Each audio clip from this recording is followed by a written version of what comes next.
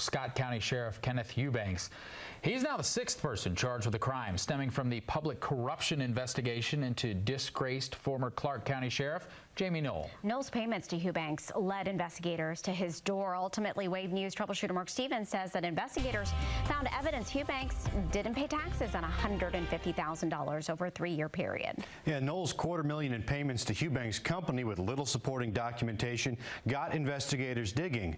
What they say they found is another $150,000 in unreported income that likely would have been missed.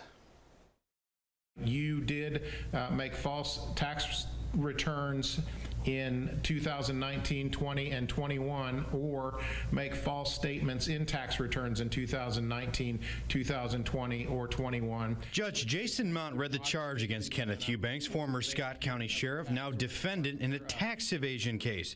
Hughbanks' lawyer, Pat Wren, responded not guilty to the charge, which carries a possible prison sentence. From 6 months to 2.5 years in the Indiana Department of Correction, with an advisory sentence of 1 year and a fine of up to $10,000. Court filings say Hughbanks failed to report $145,000 in income he made from selling things on Facebook Marketplace and outside a building he owned.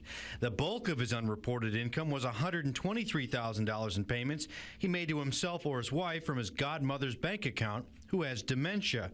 Wren declined to comment after the hearing. Hurdle says this is the evidence they have. We charged the case that we have now because we had probable cause for a criminal charge, and if there's other allegations or other information that comes to light by the state police or Clark County, then we'll reevaluate at that point in time. Hurdle says Jamie Knoll was the key to this case. Without it, it likely would not exist. I don't think that Kenneth Hughbanks is on anyone's radar had it not been for the Jamie Knoll investigation brought to the Indiana State Police and then ultimately brought to me. Hughbanks' trial is set to start in July.